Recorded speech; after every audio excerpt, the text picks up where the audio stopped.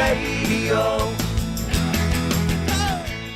And a good afternoon, everybody. This is indeed the Michael K. Show. We thank you for joining us on this Wednesday, November 12th, 2025. My son Charlie's 11th birthday. Hope you're all having a great day.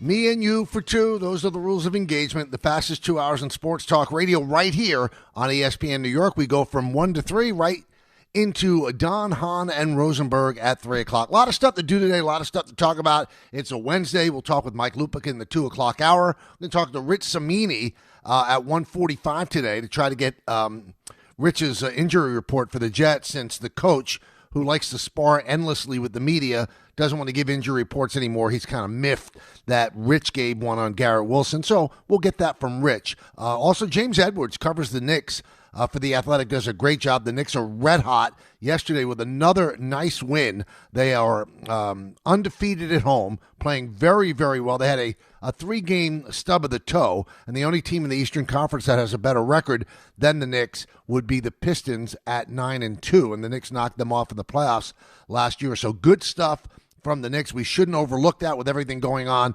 with the Jets and the Giants. Giants' new coach, Mike Kafka, their interim coach, taking over for Brian Daboll, has announced that Jameis Winston is going to be the starting quarterback for the Giants this weekend. And that makes sense because Russell Wilson looks like a shot player. He really does. It looks very much so that the last great game that Russell Wilson's ever going to have is the one that he had against the Cowboys. And he couldn't finish that off, and then he just seemed very skittish. He doesn't throw the ball anymore, and why continue to run him out there? Kind of not fair to him. With Jameis Winston, hey, it's exciting.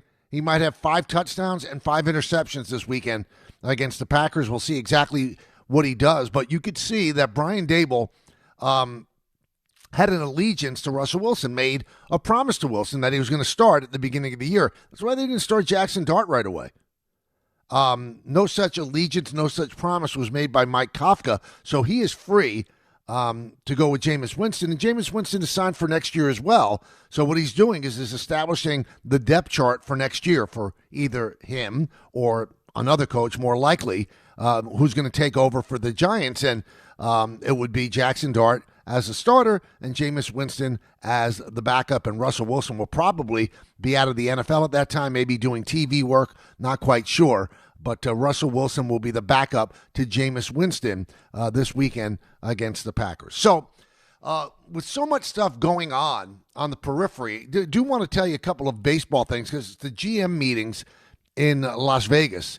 And David Stearns had a State of the Mets address with the media yesterday. Brian Cashman is going to have one today via Zoom for personal issues and reasons. He's not in Vegas during the GM meetings, but his lieutenants are, so the Yankees certainly are represented. Now, know one thing, that in the GM meetings, nothing really happens in terms of big announcements. What happens is people lay the groundwork. They talk with other GMs. What do you want? What are you looking for? Who's available? Who's not available? So both New York teams will certainly be doing that. But one thing caught my eye, and this has nothing to do with the GM meetings, and I took a screenshot of it so I don't forget. But let's see. Of course I'm going to forget. Here it is. So Kalshi Sports, where you can pretty much bet on anything. You can bet on anything. Not games per se, but happenings, if that makes sense. Yesterday I tweeted out, and the MVP in the American League and the National League will be announced tomorrow night, Thursday night. So Kalshi Sports has that Aaron Judge now has a 95% chance to win the American League MVP. Now, that seems to me to be a little bit steep. Now, I believe that he should be the MVP. I believe that he should beat out Cal Raleigh. Cal Raleigh had a great year with the home runs that he hit, the whole deal. There's no way to take anything away from Cal Raleigh. But if you look at every single number other than home runs, Aaron Judge just doesn't beat him. He dominates him. And the only reason that Aaron Judge would not win the MVP, in my opinion, would be Yankee fatigue or Judge fatigue. And they don't want to give out the award to the same guy. And Cal Raleigh's a great story and also an outstanding catcher.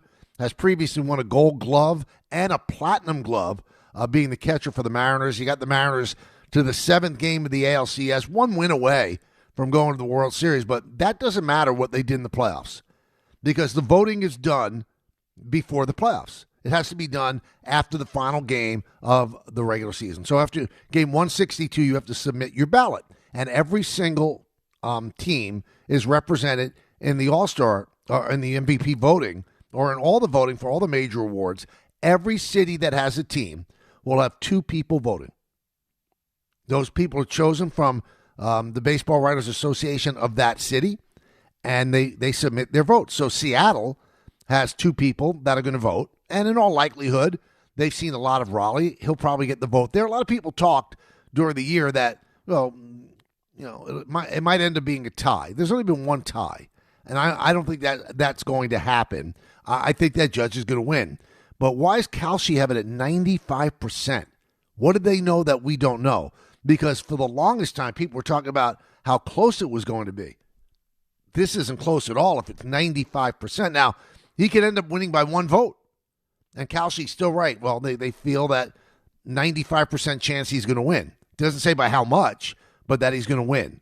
But if it's 95%, they must think that very comfortably that he is going to win. So I'm intrigued to see what happens tomorrow night when the voting comes out. So that was one thing that caught my eye. I wanted to call it to your attention as well.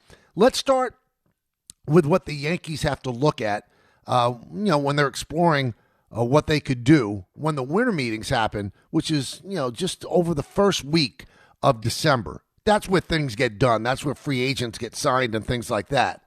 The Yankees are going to need a starter.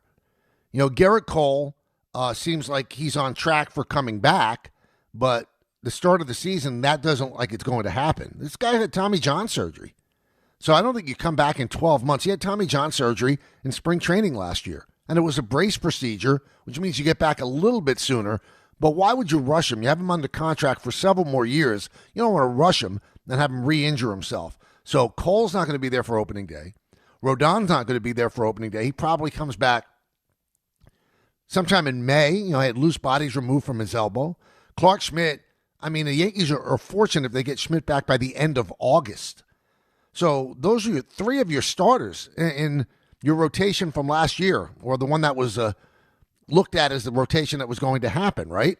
So they're going to need pitching. They have Max Fried, they have Cam Schlittler, and they have Will Warren and Luis Heel. That's still 1 short. So are they going to acquire a pitcher? Now, you have to be careful about what you do when you acquire a pitcher, because those other pitchers are coming back. We know for sure that Cole and Rodon are going to play a major role this season. Anything you get from Clark Schmidt is going to be a bonus because, he had his surgery toward the end of the year and really a little bit later than the middle of the year. So he's not going to come back anytime before August, I would think. So the Yankees are going to be out there looking for a pitcher. I don't think that they're going to explore a pitcher in the free agent market. They don't need to do that. But there's a lot of pitching that's available on the trade market. Now, one of them is Tarek Skubal. If I'm the Yankees, I'm not going for Tarek Skubal, as great as he is, because Tarek Skubal is represented by Scott Boras. So he's not going to sign a deal until the end of next year. So you're going to have to send an unbelievable package to the Tigers to get Tarek Skubal for 1 year. It's almost going to be a repeat of what you did with Juan Soto. And with Soto, it worked out because you got to the World Series, but you ended up losing, and then you lost him in free agency. But I'm not going to spend all of my minor league capital, my young players, on Tarek Skubal for 1 year. It doesn't make sense. We have enough. The Yankees have enough pitching that they don't need to do that. Joe Ryan is a guy with the Twins. I would look into him. You still have control of him for 2 years. He's a really, really good pitcher. He's tough. He's got a little bit of an attitude, a little bit crazy, and I think that I would explore that. Sandy Alcantara, coming back from Tommy John surgery last year, looked shaky at times, especially at the beginning. I think he found his footing more. Another guy I'd look into. His teammate, Edwin Cabrera. They have a control over him for a long time. Now, the thing is, do the Marlins really want to do this? Because the Marlins had a pretty good year last year. Do they think they're getting close? And they might as well keep their own. But the Yankees have done deals with the Marlins before. I would look into both of those guys. Freddie Peralta, I don't think is going anywhere. $8 million he makes this coming season. So he's a bargain. And the Brewers won 97 games, more than any team in baseball. Why would you just give up on your season? You keep that sort of player. Mackenzie Gore, very, very good pitcher with the Nationals. They're a long way away. They have a 33-year-old manager. And Gore's probably not going to be there when they turn the corner. I'd look into that, although the price would be very, very high. Sonny Gray is available. He has a no-trade clause, and the only place that he's ever failed is New York, so I think that's a non-starter. And Pablo Lopez of the Twins is another guy that I would look into as well. Smart pitcher, smart guy, gets it, reasonable price as well. I don't think you aim as high as Skubal because you've got essentially your great pitchers already signed up. You've got your Cole. You've got your Fried. Fried signed for another 7 years. So why would you even, Skubal obviously is one of the best pitchers in baseball. He's going to win the Cy Young Award tonight again, the second year in a row. But it would cost so much to get him. I'm not talking about money. I'm just talking about capital. And I just don't think you have to go that route. If you could get him reasonably and sign him to extension, I would think about it. But I would steer clear of that. Now, the interesting thing is, a name that's popped up is Paul Skenes. And Randy Miller, who writes for NJ.com, wrote today that Skenes has told his teammates that he wants to play for the Yankees. Now, all due respect to Randy Miller, his sources are his sources. I don't have any idea who they would be. Can you imagine telling your teammates on one team that you want to pitch for another team? Doesn't quite make sense. I mean, maybe you made those feelings known to the front office if they're going to deal you. Maybe he wants to go to the Yankees. I don't know if there's any truth to that. His girlfriend, Livy Dunn, has an apartment here in the city. He's certainly built for the big moment. But if you're the Pirates and he's going to win, I believe, the Cy Young Award tonight for the National League, why would you trade Paul Skenes? You have 4 more years of control over him. Now, the Pirates being the Pirates, they're not going to be able to keep this guy when he becomes a free agent. But you worry about that in 2 years. You get everything that you can get out of Paul Skenes. You want to lose your entire fan base? Is that what you want to do? Then you trade Paul Skenes. And Ben Cherington, the GM of the Pirates, tells everybody Paul Skenes is going to be pitching for the Pirates in 2026. And I believe him. Now, you make the call if you're Brian Cashman and the front office and say, what would it take? Now, that's a guy, unlike Skubal, you empty the farm system. You want Lombard, you want Jones, you want Dominguez, you want Hess, you want Schlittler. Here they are. We'll take Paul Skenes. That's the kind of deal you do. Not for Skubal for 1 year. Paul Skenes for 4. You definitely do that. He's that dominant. He's not much of a difference maker. So that's something I think it's kind of fairy tale land. And as long as he's a Pirate, there's always going to be, the rumors out there that he's going to get traded. And it happens to all Pirate pitchers. That's how Garrett Cole ended up going to the Astros. But he did that with 2 years left before becoming a free agent. Not 4. Wouldn't make any sense for the Pirates to do that. None. So the pitchers that I just named, those are pitchers I believe that the Mets should be looking into too. Now, I'm going to give you one different addendum, though, from the Yankees. I think the Mets should look into Skubal because they don't have an ace. The Yankees could argue that they have 2 aces in Fried and Cole. And Rodon is not quite an ace, but he's one level below it. Mets don't have that pitcher, and the Mets need that pitcher. And they have a stout farm system. I call up the Tigers and go, how much? What do you need? And with the money of Steve Cohen, if he likes it there, you're going to be able to sign him anyway. So you might as well use him this year. The Mets did make the playoffs last year, so they have to make bold moves. They do. And I don't know what moves are going to be enough for them to be a contender for a world championship this year. They've got an aging core. They've got guys, the one thing that their GM continues to harp on is run prevention, which would lead you to believe that he doesn't want Pete Alonso back unless Alonso says, I'll be the DH. But you've got Francisco Lindor signed for 100 more years, and shortstops don't get better defensively as they get older. Juan Soto's a bad defender in right field. You got bad defense around the diamond for the Mets. You don't even have a center fielder. And yesterday, Stern said that, Carson Benge has a chance. Jet Williams probably a little bit behind him, but Carson Benge has a chance to be the center fielder. The Mets have a lot of moves to make, and they have a $340 million payroll. They've got to re-sign Edwin Diaz because their bullpen is thin. They've got to get starting pitching, probably 2 starting pitchers. They have to get a center fielder. Brandon Nimmo is aging. You've got him for many, many more years as well. So there's some concern if you're the Mets. They've got a lot of work to do. And I tell you one thing. Steve Cohen is approaching 70 years of age.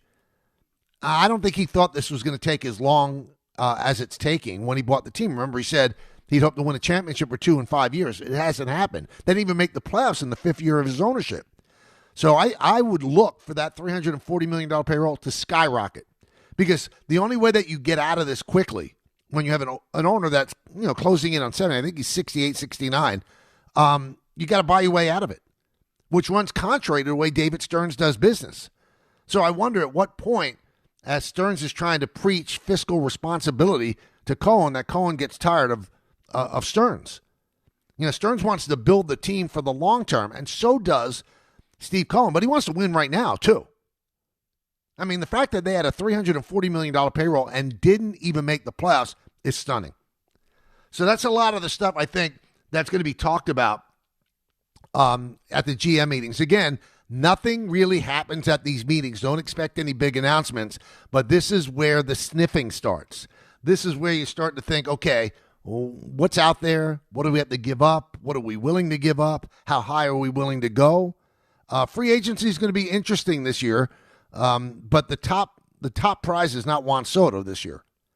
The top prize is obviously Kyle Tucker. Who's going to swim in the Kyle Tucker waters? That's going to be interesting to see as well. But again, that all starts to develop at the winter meetings in Orlando. 1-800-919-3776. That's the number. I want to talk to you. I want you to be the co-host. Again, James Edwards is going to join us in the next segment. So we definitely want to shift to the Knicks then. And Rich Cimini at 1:45. One quick note. Yesterday, my wife and I went to the Landman Season 2 premiere. It was at Alice Tully Hall in Lincoln Center. I've told you guys and gals this a lot. It's a great show. I have no dog in the fight here. I don't work for Paramount Plus. I'm just telling you, you want to have an enjoyable time streaming a show, then go and stream the first season of Landman. And the second season will be starting on Sunday. And they premiered the first episode. And it might have been better than the entire first season, which I thought was exceptional. It's funny. It's got great writing. It's from Taylor Sheridan, who does Yellowstone and Tulsa King. He's prolific, this guy, that he keeps churning out these shows that are huge hits. But it was an amazing first episode of season 2. Again, it will stream on Sunday on Paramount Plus. But Jody and I are sitting in seats. There are assigned seats. And who comes walking right next to me and then sitting down right next to me is Boomer Esiason. And he's with his son-in-law, Matt Martin. And then, like, moments later, sitting on the other side of Jody is Adam Schefter. So I guess Landman is very popular with the sports set. But one thing about Boomer said, I'm going to make fun of you on my show about your head. I said, Boomer, your head is as big as mine. And sitting next to him was probably the most uncomfortable 2 hours I've ever spent.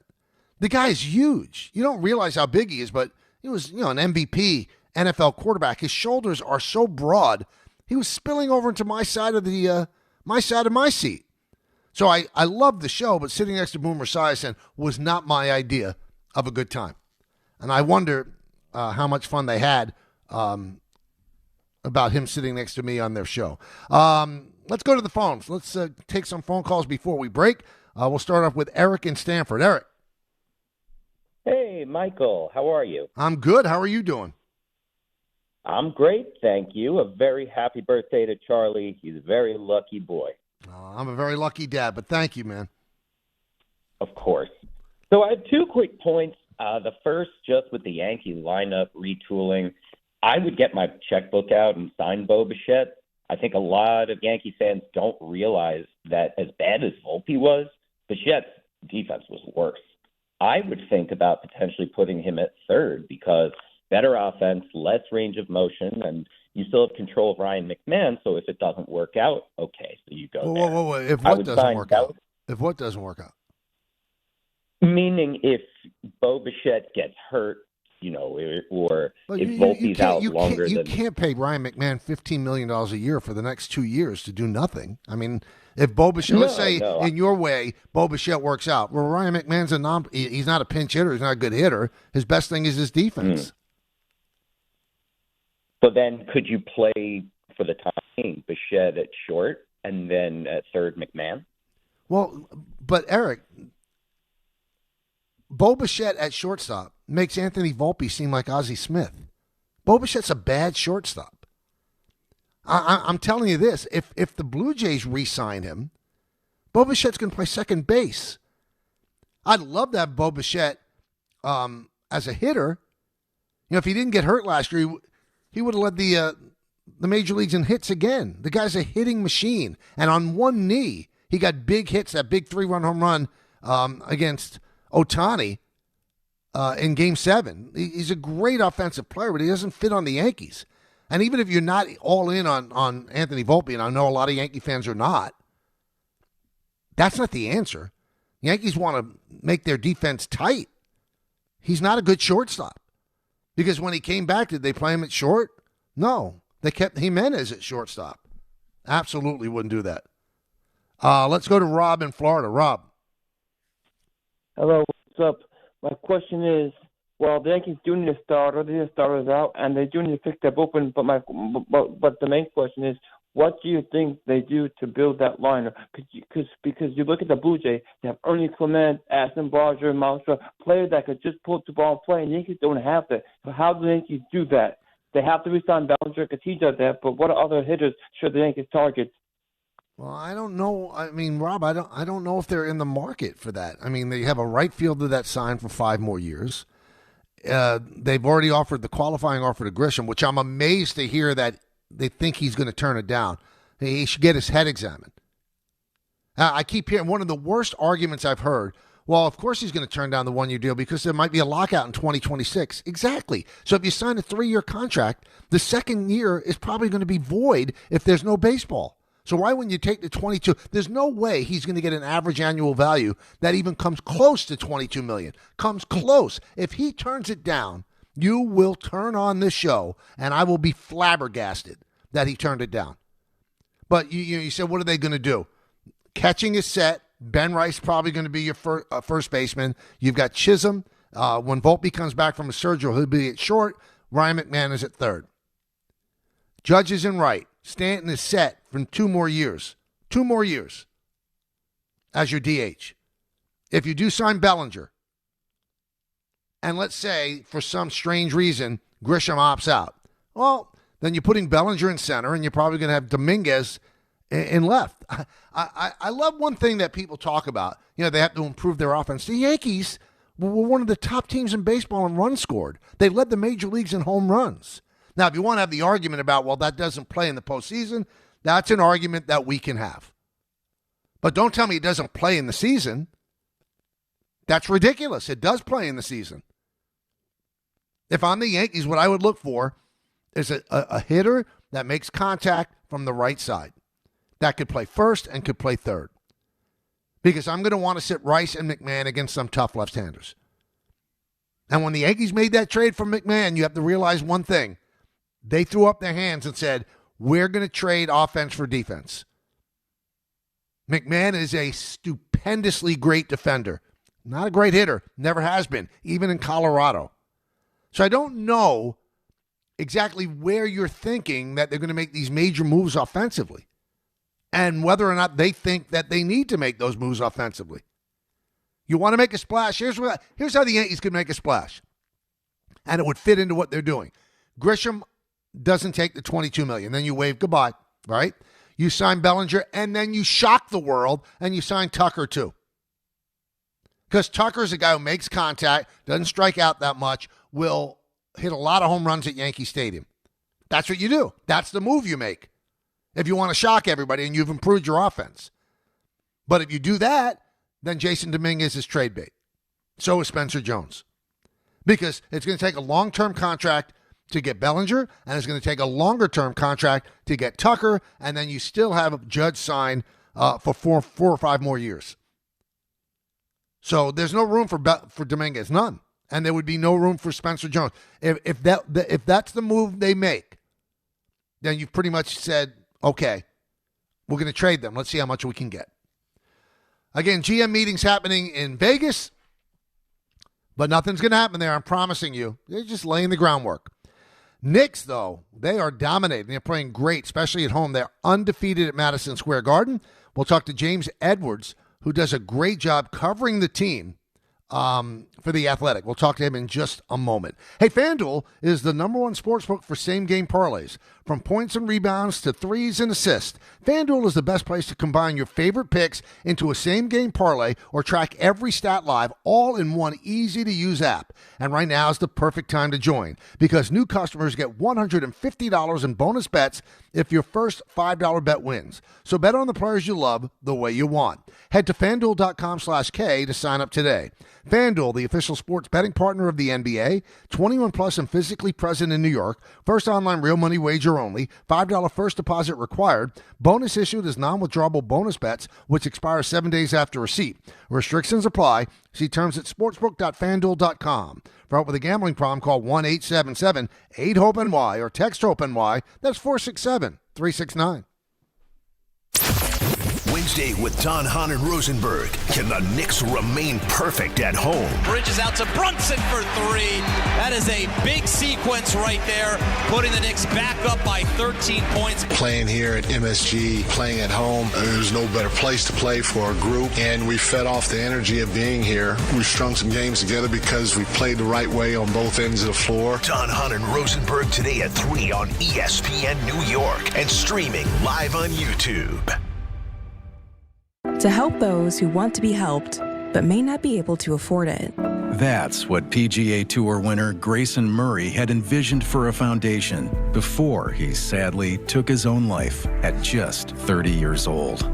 His parents channeled their grief into creating the Grayson Murray Foundation, carrying out his vision to help those struggling with mental health and addiction.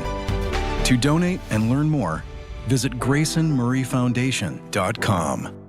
If you've been injured on a construction site, then you need a lawyer who knows New York's unique labor laws. At the Parisman Firm, they have decades of experience handling construction accident cases and a proven track record of delivering huge results. Their team has already recovered nearly $1 billion for hardworking New Yorkers. From scaffold accidents to slip and falls and equipment failures, they've got your back. Call the Parisman Firm now at 718-WORKERS. That's right, 718-WORKERS, because your case is their cause. Get the justice you deserve today. Alan Hahn here to tell you about my friends at Bathfitter. They remodeled a bath in my house, converting a tub into a shower. The result, amazing. Bathfitter offers custom bath renovations, including their unique PermaFit solution for a watertight fit. It's done in one day, easy to clean, durable with no demo, no mess, and it costs less than a standard replacement. Take advantage of their biggest sale of the year. Save up to $800 on a complete Bathfitter system. See their website or call for details and start designing your bath today at bathfitter.com. Listen up, New York. It's football season, and you should be out there enjoying every play, every tailgate, every moment. But if you're dealing with neck pain, back pain, joint pain, or sciatica, even getting off the couch can feel like a challenge. That's where Dr. Jay Shaw at Sandwell Pain comes in. He's one of New Jersey's top pain specialists, Ivy League trained, double board certified, and dedicated to getting you back in the game. Here's the difference. No surgery, no scars, no long recovery, no pain medication. Just precise, non-surgical, image-guided procedures that get real results. Dr. Shaw treats everything from neck pain, back pain, migraines, nerve pain, and chronic joint pain. And he builds a custom game plan that's right for you. Same day or next day appointments are available with offices in Woodbridge, Livingston, and Inglewood. And yes, most major insurances are accepted. So don't let pain keep you on the sidelines this season. Go to SandwellPain.com to call, text, or book online. Relief is closer than you think, and it starts today. Hey! My dad is bringing home the best birthday cake ever! It was my 5th birthday, and my dad was bringing home the cake. Should have been here a half hour ago. The cake never made it, and neither did my dad. 911, what's your That was the day a drunk driver killed my dad. Daddy? Impaired drivers take lives. Think. Sponsored by the New York State Governor's Traffic Safety Committee. Aired in cooperation with the New York State Broadcasters Association. Whether you're shopping, gaming, or streaming this Black Friday season, don't take slow for an answer. Get Optimum Fiber for the fastest, most reliable, and most consistent internet speeds, starting at $25 a month. Call 888-4OPTIMUM or visit Optimum.com to switch. Act now and get a full year of Netflix, an unlimited mobile line, a $400 prepaid card, and more, all on us. Call 888-4OPTIMUM or visit Optimum.com today. Optimum, don't take slow for an answer. Terms apply. See Optimum.com for details.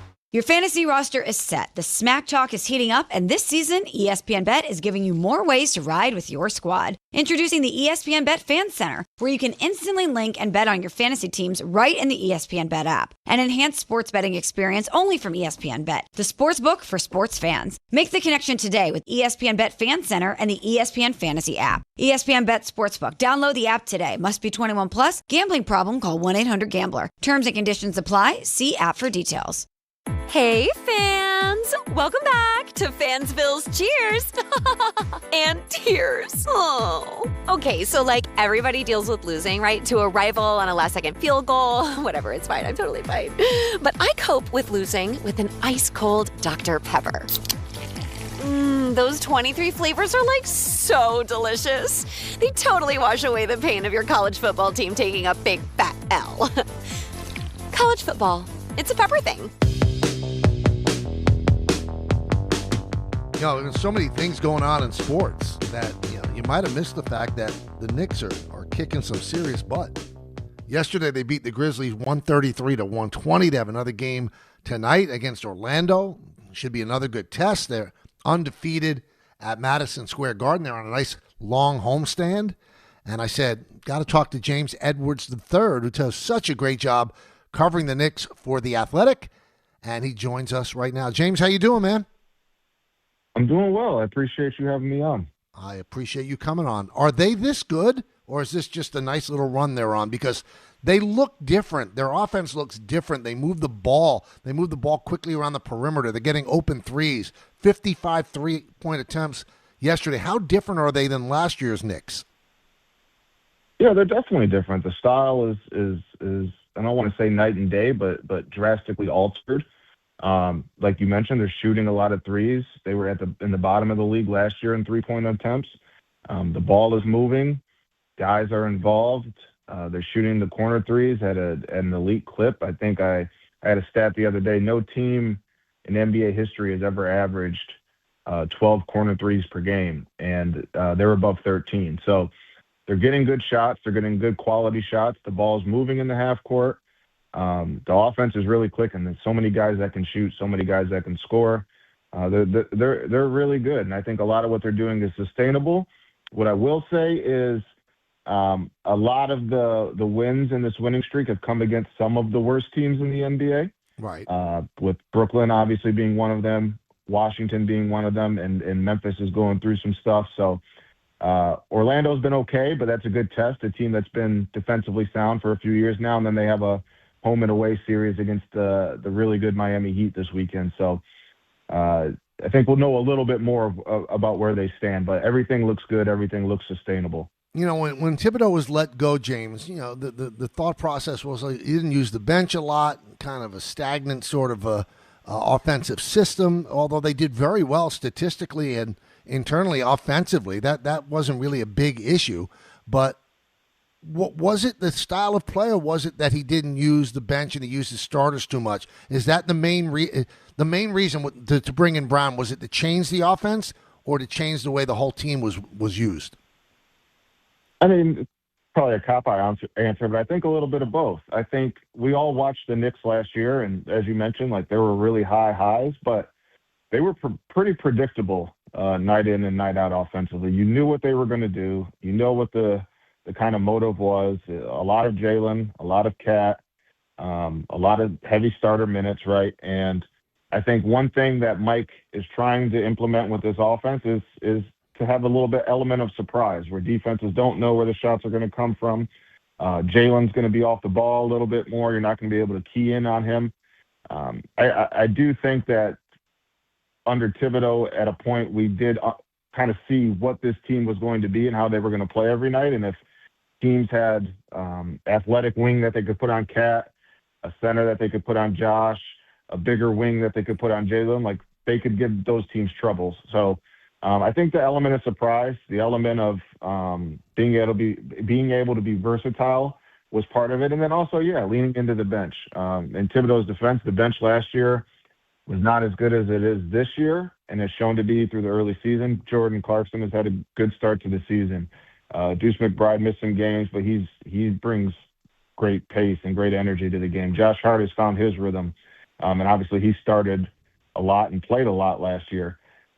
So I think it's a little bit of both, but I think the biggest thing is, I think if you ask the front office, they saw that this team was a bit predictable. Teams knew how to guard against them. They just had so many elite shot makers that they ended up winning more often than not. So I keep reading, though, James, that there's still more to come. We can be so much better, and they haven't even instituted a lot of the plays. So what is the ceiling on this team in terms of offensively? Because right now we can see exactly what they want to do. They want to fire up a lot of threes, which was successful for the Celtics as well. I wonder how successful it could be for a Knicks team when you have Josh Hart and Mitchell Robinson on the court at the same time. Do the Knicks play them 3-on-5 in terms of their offensive scheme? But how high could this team go? Yeah, I think that's a good point, right? Like, they're shooting the lights out of the ball right now. Do I think the level that they're shooting it sustains? I mean, that would be pretty impressive if it does, right? But I think they're going to be a good three-point shooting team. It's going to be on Mike Brown to make sure he staggers the rotation, to make sure he only has one non-shooter on the floor most times. So I do think that's a good point there. But also, I mean, this is a group that they seem to be very in sync. They seem to know what they want. They seem to know what they're getting to. And if there is one way that they can improve it, the pace has not, quote unquote, improved. Pace can be a tricky stat. I think we all watch them and feel like things look a bit quicker. And I agree, like they're moving the ball more in the half court. There's more cutting in the half court. There's more movement. So they're, in a way they are playing faster, right? They're quicker decisions. But in terms of like number of possessions, it hasn't really increased much from last year. They're still shooting a lot of shots late in the shot clock. Are they better shots? Yeah, most of the time they are, but they're still shooting shots later in the shot clock. So I think if they can make less quicker decisions, if that makes sense, and they're able to put up points earlier in the shot clock, get back, get stops, do it again, like I think that's where you see them getting to the next level, where they're able, just a few less quicker decisions that puts the ball in the basket. James Edwards III, who covers the Knicks for The Athletic, is our guest here on the Michael K. Show. So I saw Rick Brunson had an interview with Alan Hahn, I believe it was at halftime yesterday, where he said, pace, as you said, is difficult to define. He said, but we want to get the ball over the half-court line in 20 seconds. Is that their purpose, or do they want to get more possessions? Well, I think that is part of it, too. Like, they're certainly, I think a big thing is getting into your offense quicker. And they have done that this year. Their first action has happened quicker than it did last year. So that's a big thing, right? Like, so it gives you the opportunities. If you're not able to get a good shot early in the shot clock, you still have some time to make the defense work and generate a good shot, which I think we have seen. I did note that they've still shot the same amount of shots later in the shot clock. But as I mentioned, I think the quality of those shots have been much better. So just gives yourself some time in case defenses key in on that first, second action, and then you have a third and fourth, and it ends up working. I think that's important. You just want to give yourself as much wiggle room as possible to put the ball in the basket. All right, so I'm curious because I'm not around the team and you are. Is there a different vibe to the entire team now between Brown and Thibodeau's era? That's a good question. I think all these guys have always liked each other as people. To me, you see the camaraderie in the locker room.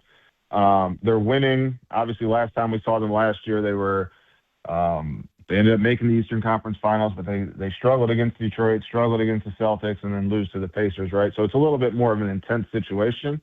I would say the vibes are good. I think that the team is enjoying the way that they're playing.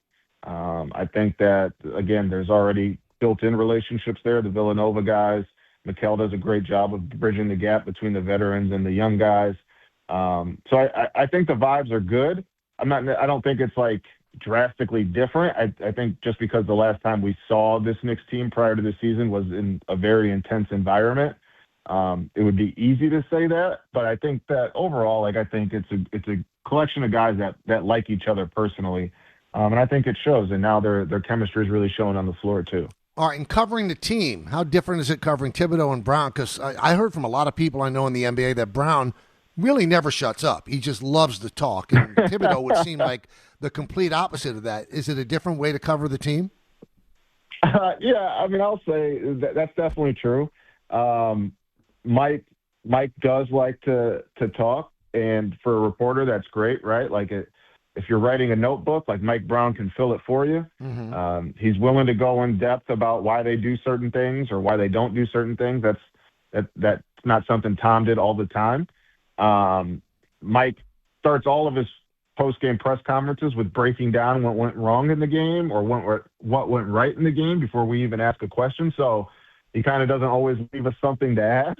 That doesn't sound redundant, but I mean, at least he's offering up, right? Like, and he's willing to share and give his thoughts and his insights. And so yeah, it's definitely a different change. Tom was always a good guy to me. I only covered him for a year, coming from Detroit, and so he was always a good guy. It's just different in the information that Mike is willing to let out in comparison to Tibbs.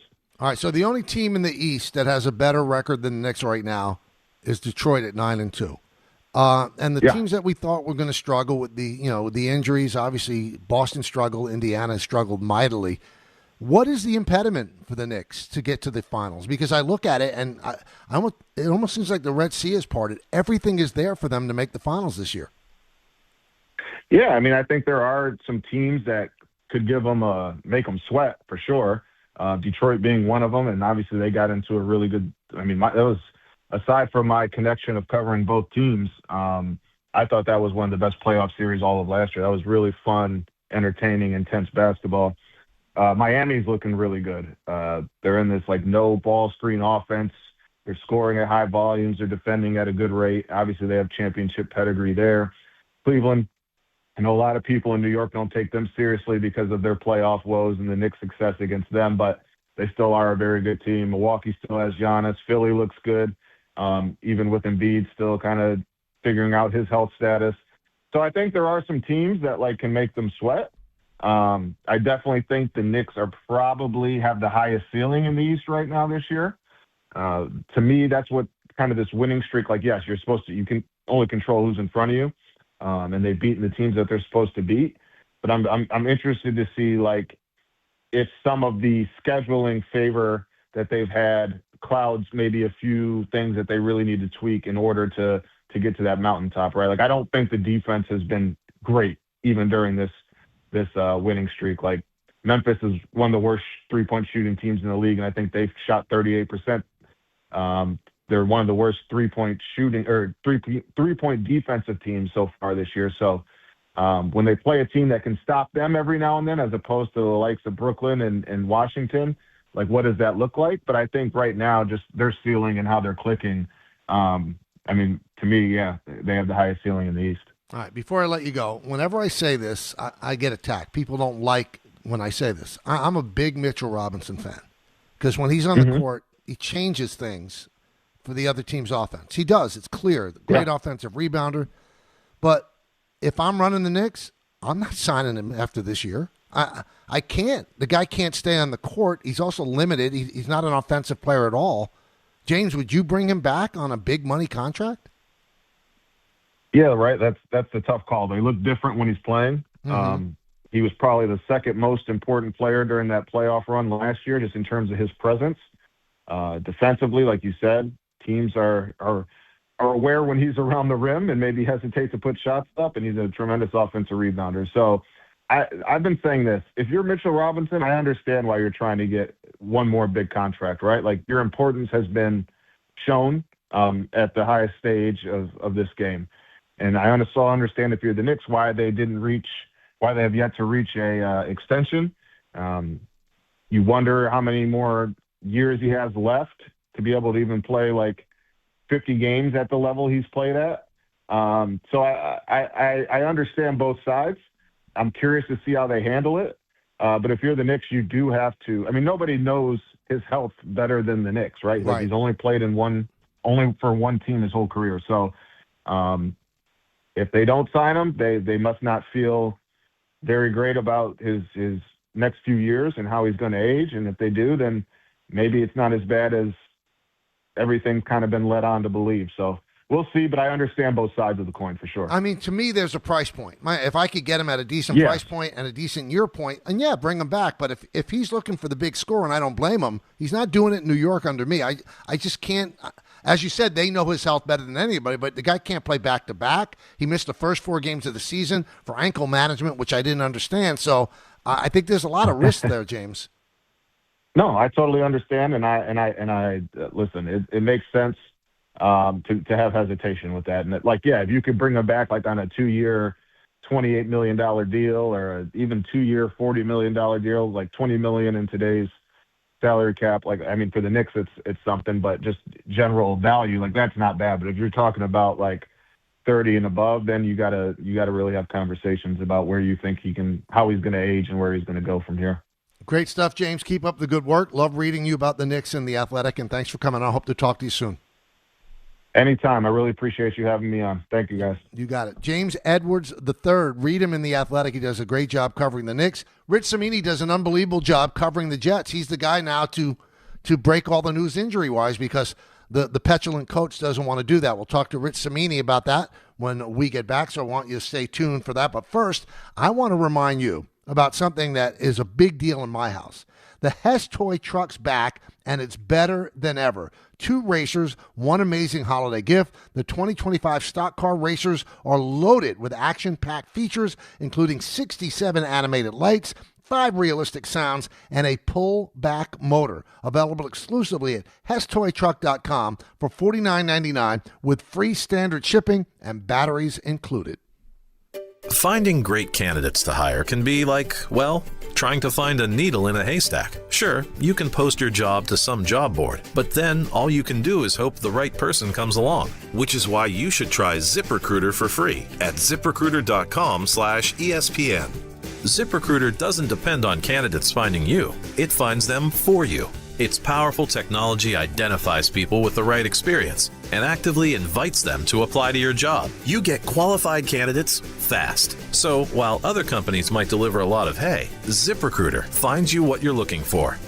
The needle in the haystack. See why 4 out of 5 employers who post a job on ZipRecruiter get a quality candidate within the first day. ZipRecruiter, the smartest way to hire. And right now, you can try ZipRecruiter for free. That's right, free. At ZipRecruiter.com/ESPN. That's ZipRecruiter.com/ESPN. ZipRecruiter.com/ESPN. At City Harvest, we believe no New Yorker has to go hungry. With your help, we're on the road 365 days a year, rescuing over 77 million pounds of nutritious food and delivering it free to millions of New Yorkers, transforming surplus food into sustenance, sustainability, and smiles, rallying thousands of New Yorkers to power a network of nourishment across our city. One day, one meal, and one New Yorker at a time. That's how we feed good. Donate at cityharvest.org. Hey, it's Kirk Herbstreit. On game day, great prep makes all the difference. Same goes for your pizza. That's why I go with Frigidaire Stone-Baked Pizza Oven. Fresh pizzas go from dough to done in just 2 minutes. Whether you're throwing a party or squeezing in dinner between plays, this oven delivers hot, crispy, restaurant-quality pizza right from your kitchen. Only from Frigidaire. Game-ready pizza. Get it today at the Home Depot. How doers get more done. Your ambition just met its match with Robinhood.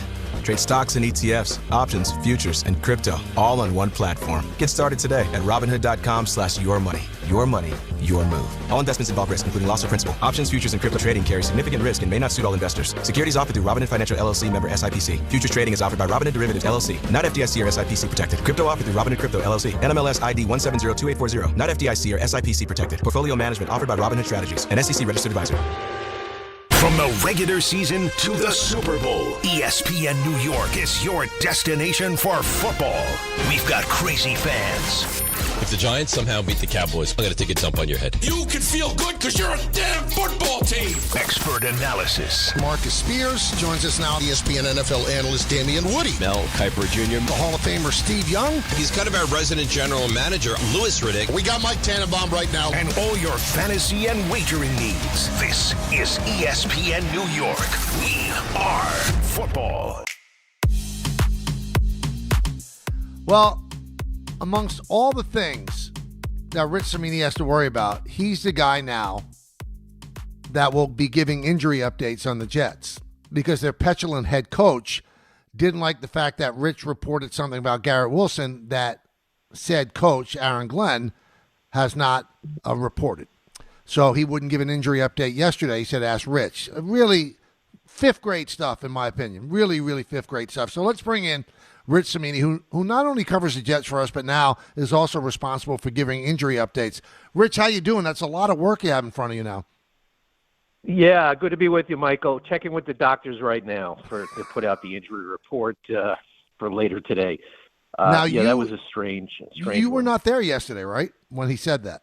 Yeah, and that's my only regret. It's like I never miss midweek press conferences. I haven't missed one in years, but this is my first year on the Pro Football Hall of Fame selection committee. Right. And we had our first meeting yesterday, a Zoom call that lasted several hours that prohibited me from being out there yesterday. So I missed all the fireworks. All right, so when he said that, did that surprise you? And did it surprise you that in a league that should be worried about connections with gambling and everything, that the coach is not giving injury updates? Well, first of all, there's no rule that says the coach has to give an injury update. I mean, every team is required to give an injury report at the end of the day, and so the Jets are compliant by doing that. It's up to the coach's discretion how much he wants to talk about it. I mean, some coaches do more than others. Belichick didn't do it for 20 years, and Glenn is probably a little on the lower end of the scale. I don't think he gives out a lot of injury information, a little, not much. And so, that surprised me yesterday that he went down that road. I thought it could have been certainly something that could have been handled in private. Has he spoken to you at all since yesterday? Because he seemed upset that you had information that I guess he wasn't willing to have out there. No, I haven't talked to him. He's got my number if he wants to call. I didn't receive any calls from him or anyone with the organization. I think. I mean, Aaron's been around New York for 30 years. I mean, he was here as a player, came back. So I think he knows the New York market.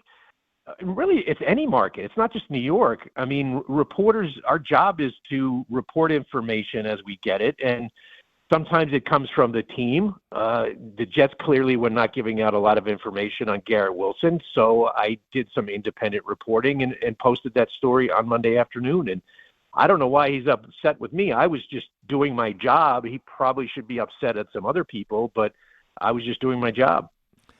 This is a difficult question to ask somebody who's on the beat, but for somebody who did this job once on the newspaper side, this guy has been nothing but truculent. He's combative. And you last time we spoke, you said that's how he was as a player, but you have a different responsibility as a head coach.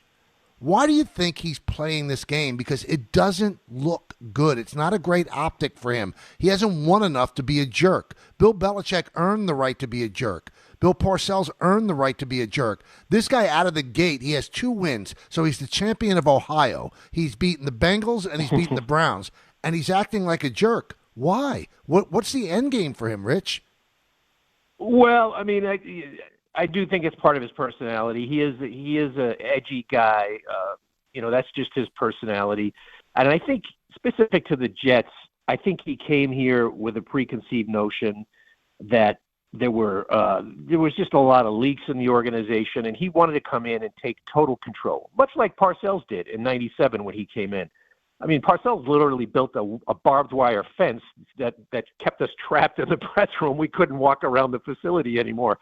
So I think Glenn came in with the idea that to get this organization turned around and create a winning culture, he was going to have to come in and take control over everything from football matters to media to medical and just run it his way and get total alignment from everyone in the organization, which I totally agree with, by the way. I think that is the absolute only way you can win consistently and flip a franchise that has been down for many years. So I understand the philosophy.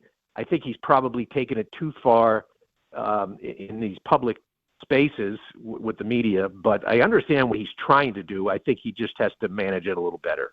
Are you surprised, though, that the NFL doesn't step in about the quarterback situation where he won't announce a quarterback? And I keep bringing this up, and Mike Kafka wrote about it last week in the Post. You know, we're in a day and age where gambling is prevalent, and there have been slip-up in NBA and in baseball where somebody knows who the quarterback's going to be, and if that somebody tells somebody who tells somebody it gets into the wrong hands, that's a little bit of an advantage for a gambler to put down a bet. Why is the NFL allowing this to go on where he doesn't announce a quarterback till day of the game? Well, I mean, it's I think they're letting each team do their own thing. I don't think it's compromising anything. In each case, the information really didn't get out until the day of the game. I think there was some reports on Sunday morning.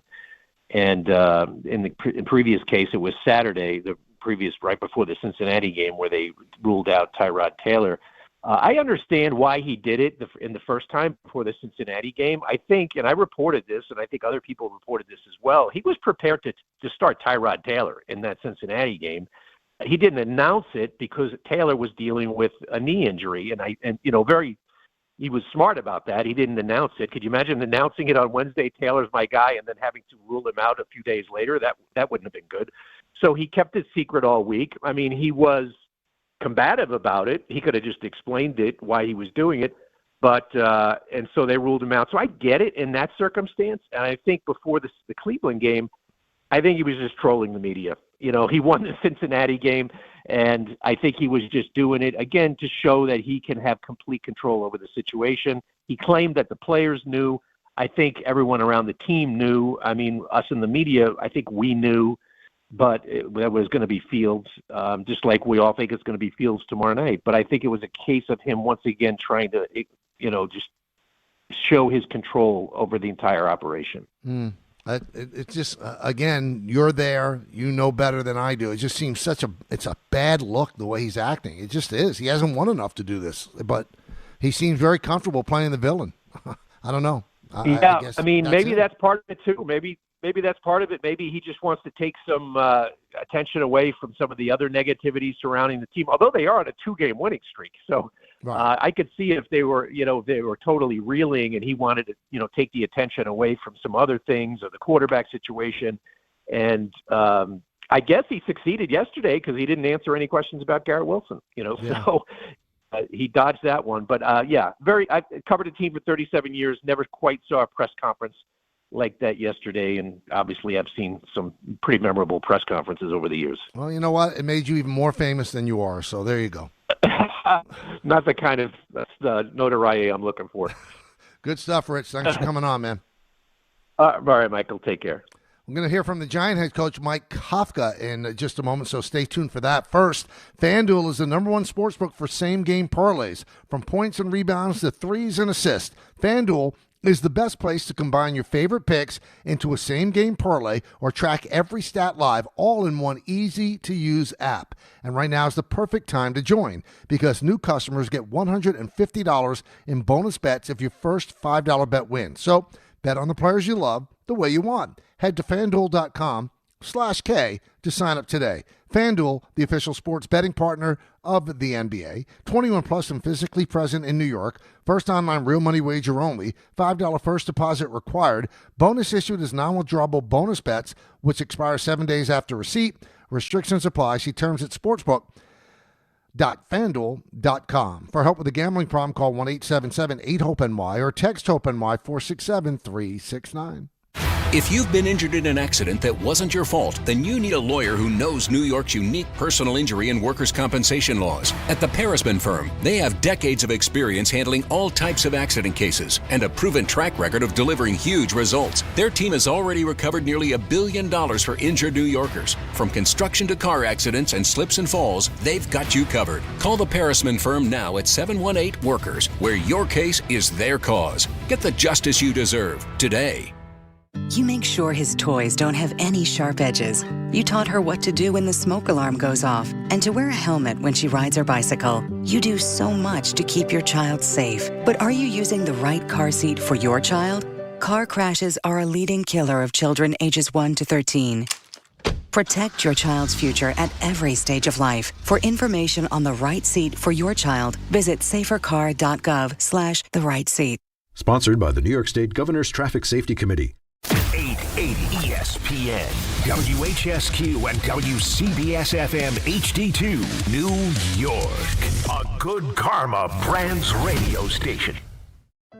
Health surprises can change your life in an instant. You've seen it happen to others, but it doesn't have to be your story. At Princeton Longevity Center, we customize actionable and proactive health plans to maximize your lifespan and take control of your health. Our Cancer Check program combines cutting-edge technology with top medical expertise to keep you ahead of potential risks. With advanced full-body imaging, genetic testing, and multi-cancer detection blood tests, we look for even the earliest signs of problems. Results are analyzed by expert physicians who craft a personalized plan to safeguard your future. You're not just a patient, you're a partner in your health journey, backed by a team committed to helping you live longer, healthier, and more vibrantly. Our programs have saved hundreds of lives and empowered countless others to take control of their health. Be proactive with your health for the ultimate peace of mind. Call 888-8000-PLC or visit PrincetonLongevityCenter.com. Alan Hahn here to tell you about my friends at Bathfitter. They remodeled a bath in my house, converting a tub into a shower. The result, amazing. Bathfitter offers custom bath renovations, including their unique PermaFit solution for a watertight fit. It's done in one day, easy to clean, durable with no demo, no mess, and it costs less than a standard replacement. Take advantage of their biggest sale of the year. Save up to $800 on a complete Bathfitter system. See their website or call for details and start designing your bath today at bathfitter.com. Score a win this game day with Amazon Pickup, the MVP of package pickup. Need that new football jersey for the big matchup? With Amazon Pickup, you can collect your order from secure Amazon lockers or counters near you on your schedule. Whether you're running from work or home or straight to the tailgate, Amazon Pickup makes it easy and worry-free at no extra cost. Don't miss kickoff. Grab your gear and your packages when it works for you. Find your nearest Amazon Pickup location at amazon.com/pickupmvp. That's amazon.com/pickupmvp. Hey, fans! Welcome back to Fansville's Cheers and Tears. Oh. Okay, so like everybody deals with losing, right? To a rival on a last-second field goal. Whatever, it's fine. I'm totally fine.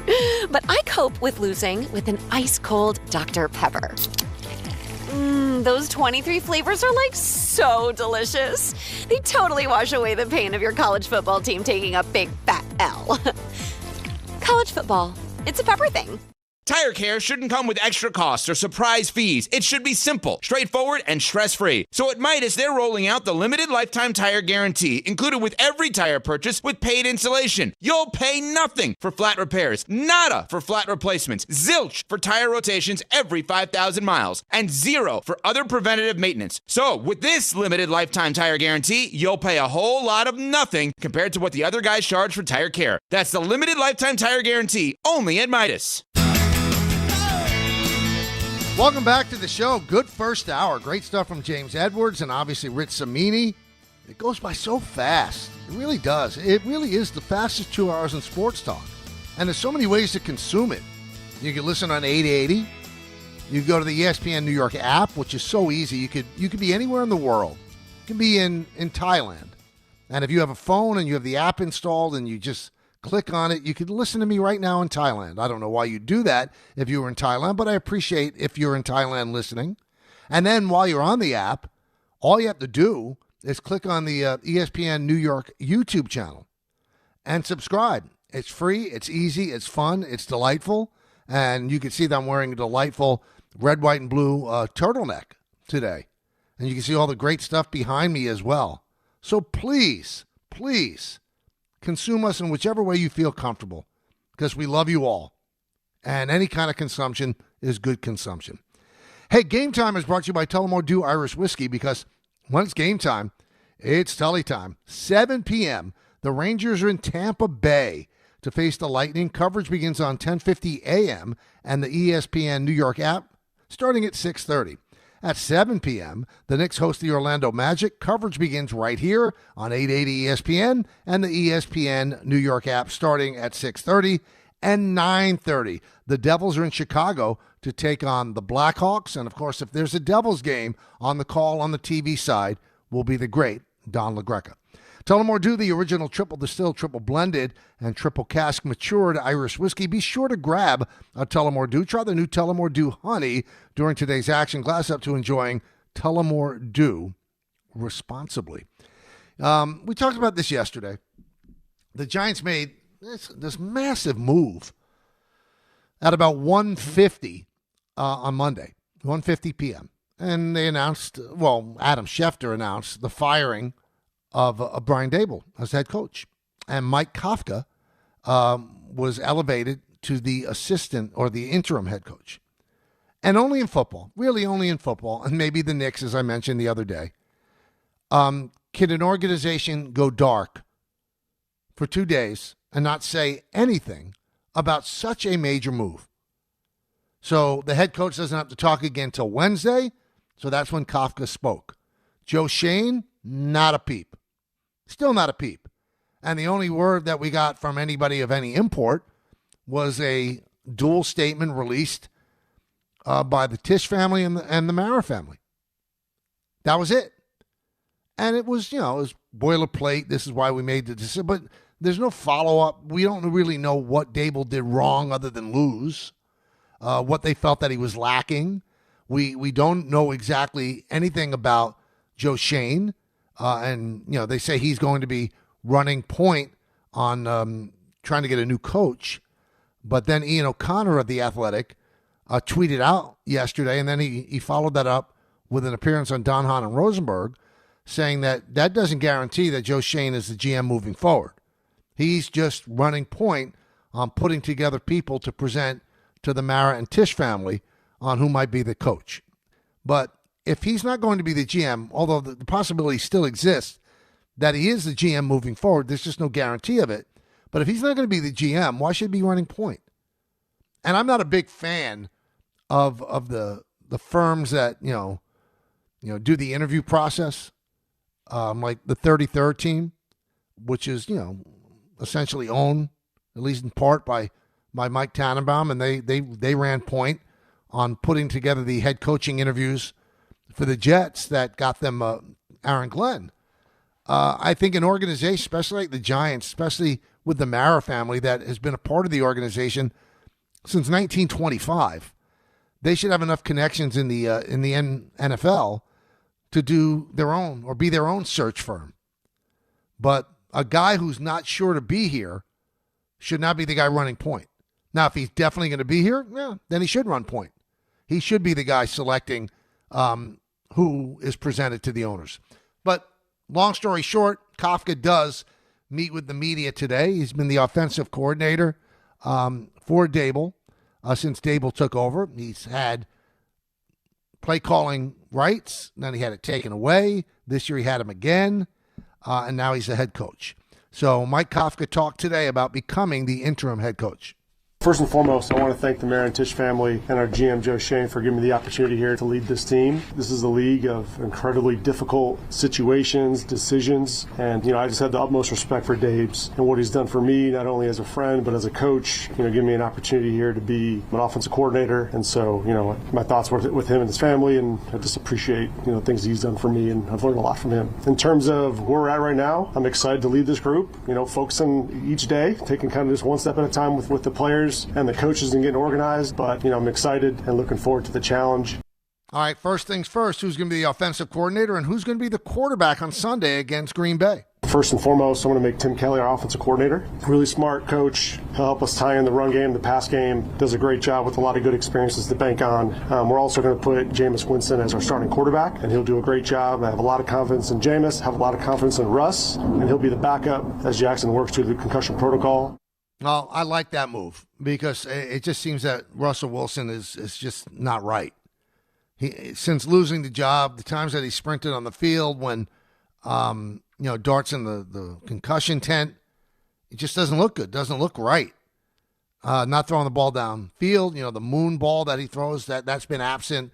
Jameis Winston is a thrill a minute. He might throw 5 touchdowns and throw 6 interceptions in the same game. But he's exciting, and I think the team will rally around him. Russell Wilson, I think these are the dying days of his NFL career. Now, Kafka went further talking about Daboll's firing.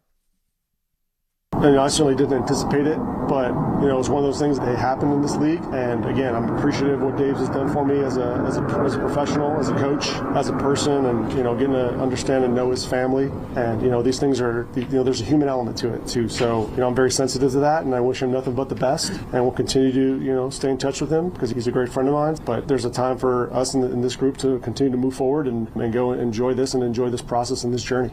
Well, it's probably very, very difficult because this is an opportunity for Kafka, who's been on a lot of head coaching interviews. And when the Giants had that good first year, he was one of the guys that was the flavor of the month. And, he finished second or third in a lot of the head coaching derby that year. But this is a great opportunity for him. But you also feel for your friend because you have an allegiance to Daboll, who brought you in. He brought you in. And now he's gone. But I see that in all sports. Usually a coach who's aligned with the manager or the head coach is going to be the guy who gets the job when the coach or the manager is fired. And that's a tough thing to do. But now he has to grab the opportunity and run with it. Now, one of the things that he has to deal with is a Giant defense that's just been porous. They should be 5-5 if their defense was decent. And Kafka talked about conversations that he had with the defensive coordinator, Shane Bowen. Collectively as a unit, and we've met several times over the past couple of days, get on the same page, the communication, talking about some of just the minor little tweaks that we would do throughout the week to make it more efficient and to clean up some communication stuff. So that would be for us, that's probably the biggest thing is me getting on the same page with them. I'm not, up until this point, haven't been privileged to those conversations. So, getting caught up to speed and communicating what I like and what I like to see and then them going and doing it. One of the things that worries me with this move that the Giants made, I just go back to last year with the Jets. So Robert Saleh got fired foolishly after 5 games. 2-3, you don't fire a guy. 2-8, I could understand it. 2-3, moronic, and it turned out to be that. And the guy that took over was the defensive coordinator. And the Jets' defense for the rest of the year was terrible, terrible. Well, because Jeff Ulbrich couldn't be the defensive coordinator. He had to run everything else. And it fell flat on its face. Now, one of the good things about the Giants, even though they're 2-8, is their offense has clicked. They've scored a lot of points. A lot of points. Is that going to suffer now? That Kafka has got to be the CEO. He can't be the guy hands-on with Jackson Dart. Speaking of Dart, Bowen was asked how he is. He's in the middle of it, and to be honest with you, I have a lot of trust in our medical staff and our medical team. They're taking great care of him. So each day I get a little bit of an update. He's right on track and right on pace in the program. Also curious, how did Russell Wilson respond to the benching? Russ is a true pro. Russ is a true pro, and I know he's been through a couple tough things, and the way he responds is unbelievable. I have a ton of respect for Russ. And again, he's probably going to be the backup this week. He's one play away, just like he was last week. And so we need him, and he's a crucial part of our offense. He's a crucial part of our unit and our group and our leadership group. So I'd expect nothing less from him and how he would respond to the news. And finally, Kafka was asked, what does he think makes a good head coach? I think the best head coaches I've been around are guys that are confident, poised, have a direction, have a plan, and then go execute the plan. And if something goes just a little bit different, then you go back and you adjust. You have flexibility to adjust, accountability, holding guys accountable to the highest standard. If it's not right, fix it. Don't wait and let things just kind of trickle and snowball. Right. So you want to be able to do that. Guys that empower players to be their best. And so those are things that I've learned over my past that I think are great qualities in a head coach and things that I try to mirror. Well, good luck. That's all I could say is good luck. It's a tough job that he's inherited. There's still a lot of tough games on the schedule. It was no lie. The Giants' schedule was a bear. But as tough as it was on paper, with any amount of luck and fortune, they would be 5-5. And we'd be talking about Brian Daboll getting a contract extension. 1-800-919-3776. Let's go to Shooter in Stanford. Shooter. Hola, Michael. Good How you doing? my friend. Always good, always good. Good. You're right. Russell Wilson looks soulless out there. I don't know why. He's just done. He's flat-footed. He needs to be, on his toes. He's not as fast as he used to be. He just doesn't seem to care anymore. So this is a good move. Jameis Winston should have happened a long time ago. I'm down with that. But my point is, with the Giants, coaching more than anything in football is the most important. You can get away with it not being so good in other sports, but in football you need the best and the brightest. And with the Jets, what do you think about Daboll going to be their offensive coordinator? And with the Giants, it'd be nice to bring back Belichick unless it's another Phil Jackson situation where he's just lost his mind. Thanks. Well, man. I mean, bring back Belichick to be the coach? Well, he's gone. Well, I mean, Belichick's 74 years old. I'm not sure that that's the move. I'm not saying that he wouldn't want it, and he probably does want back into the NFL. But is that really the move with a young quarterback like that? In terms of Daboll, I mean, let's say the greatest offensive mind in the world, Bill Walsh, Andy Reid, Sean McVay, Shanahan, any of them, they couldn't do anything with Justin Fields as a quarterback. Brian Daboll's going to get a job. Don't worry about that. He's going to get a job. He most certainly will get a job. But I'm not sure it's going to be the Jets. Let's go to Dave in the car. Dave. Hey, Michael. Thanks for having me on. Thanks for calling. I'm curious for your input on this. I'm a little bit angry with the Giants organization and what they did with Dart. And it really caught my attention the other day when you were interviewing someone, and they said even though this guy, Dart, didn't play until 4 or 5 games into the season, there were more design runs for him than any other quarterback in the NFL. Am I correct? Did I hear that correctly? Yeah. Okay. He's a 22-year-old kid. It's the NFL. The teams, the owners of the team are dealing with someone whose health is in decline and cancer. The coach is gone. They have an interim coach. They should have fired the GM, in my opinion. Shouldn't they be considering strongly putting Dart on the shelf until they get their ducks in order and develop something that they're going to put around him that is solid and has uniformity and continuity? I cannot believe they're going to put him back out on the field when he gets better. And that's 4 trips to the concussion and then 3 trips prior to the concussion. I don't even understand why they would consider bringing him back.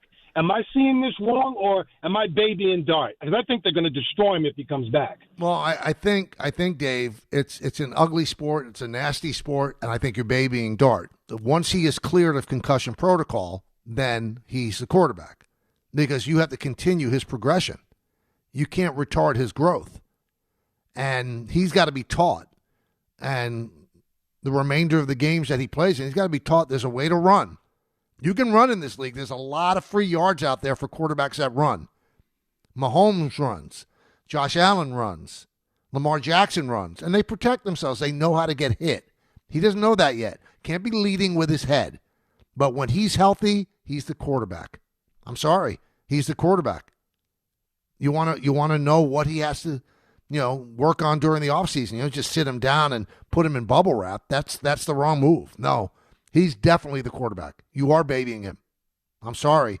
You are. That's all there is to it. And, once they lost Scadaboo, and they obviously don't have a lot of faith in Tracy, they thought there were a lot of yards there for him to run. And the offense scored points, man.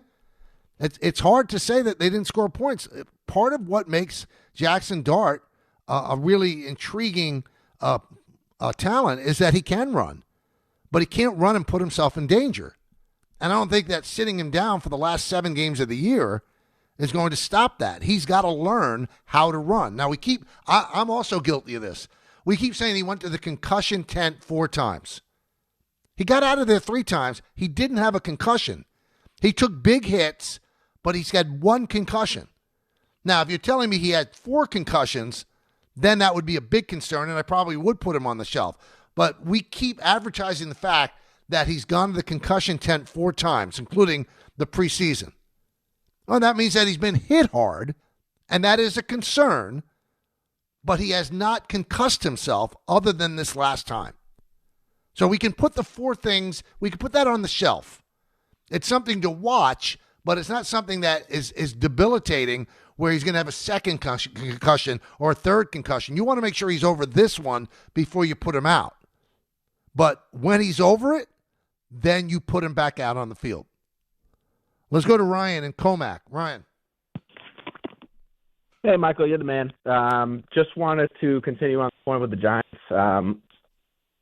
I think I'm feeling like this is maybe the 10th or 11th year in a row that we're just going into next year with no semblance of a plan whatsoever. Honestly, it feels like since 2012. And then just on that further point, it's because of the guy who's in charge. I've been thinking about this for the last couple of days. If Eli Manning's family does not make him refuse to play in San Diego, like what are we even looking at with John Mara's tenure as owner? I mean, that's a big if, okay? But obviously the team was good enough and the reputation was good enough that Archie wanted his son to play for the Giants and not for the Chargers. So you can't say, other than that, what has he done? Well, he also hired Ernie Accorsi. I think that might have been Wells. And then he hired Jerry Reese, who was a GM when they won the 2 Super Bowls. Listen, the last thing I'm going to do is pile on John Mara. He's battling a very tough situation health-wise right now, and our prayers go out with him as he battles this very, very tough disease. But, it hasn't been good for the Giants. They've been kind of chasing their tail for a long time. Tisch is involved, too. He owns the same amount of the team as John Mara. Before they sold the 10% to the Koch family, they both own 50%. So now they both own 45%. They have just as much of a say, the Tisches, as the Maras do. They could say no, or they could say yes on things. So I'm not going to put it all on John Mara. It's been an awfully tough stretch, starting with catering to Eli. That's the biggest mistake because they chased that 3rd Super Bowl with Eli when they should have started rebuilding and looking for a quarterback before they selected Daniel Jones. But there was an allegiance to Eli, which is something I think to be endearing about the Mara family. The Giants aren't just a business, it's a family to them. And they loved Eli Manning. They wanted to give him another kick at the can to get that 3rd Super Bowl. But it hasn't worked out. So they were chasing that. Then they selected Jones. And does it look like that bad of a selection now, the way Jones is playing in Indianapolis? Gettleman, not a lot not to like. To me, he was almost a GM version of Aaron Glenn. Truculent, wanted to argue all the time. Just had a bad relationship with the media. But, he made some pretty good picks, too. Jones, Saquon Barkley. Maybe you disagree with taking Barkley with the 2nd pick. I know I did. But the guy might end up being in the Hall of Fame just as, Gettleman predicted. He screwed up the cap, chasing another title for Eli. So there's a lot of things to put our fingers on there, but you come into the wrong place to sit here and bash John Mara, especially a guy that's going through serious health issues. Let's go to Andrew in Medford. Yeah. Hi, Michael. Hello, Andrew. Hey, Michael. How are you today? Good. How are you? I'm good, thanks. I just want to say something quick about the Giants, and can I just mention something about the Yankees, too? Sure. Thank you. With the Giants here, Jackson Dodd, he's taken way too many hits. I mean, he's gotten I don't even know, 7. I think he's averaging 13 hits per game. Mm-hmm. And it's good size of him. He's got 17 touchdowns since he joined the Giants. So he upped the offense, but they got to get when Neighbors comes back and Scatterbo, more weapons for him, so he doesn't have to run as much and slide. He has to be a little bit smarter about it. But well, now that's the thing they have to teach him is how to get hit. There's a way to get hit, and he has not mastered Exactly. He's got to turn from it. But with the Yankees now, I'm just interested to see what you say about the Yankees because there's a lot of names going on right now with them, of course. Now, do you think they'll take Bassett because the Rays released him? And not released him, but they're not going to sign him on, and that would be a good deal, I think, for them. And then there's something with the Japanese guys. There's that Imai, I don't know if I'm saying it right, IMAI pitcher. And would they take a dabble in there? And I know they're looking at Bellinger still, and they might go with Tucker. What do you think your input is on it? Well, I don't think they'd have a great interest in Bassett. Bassett's aging. He didn't even start a game in the postseason, although he pitched very, very well out of the bullpen. He was a big weapon for the Blue Jays. But they're not going to go into a free agent market. They have so much money invested in their starting staff. They have a big free agent contract with Rodon, Cole, and Fried. That should be enough when they're healthy.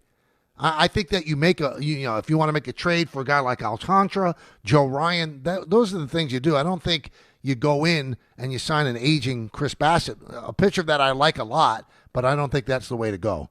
Jerry in Virginia. Jerry. Hey, Michael. How you doing? Good. How are you? Haven't talked to you in a couple months. I'm doing well. Mike, I just want to say something before I bring up this trade proposal. Been listening to you before Peter was on the show, back when it was Rucco and Rosenberg before you guys.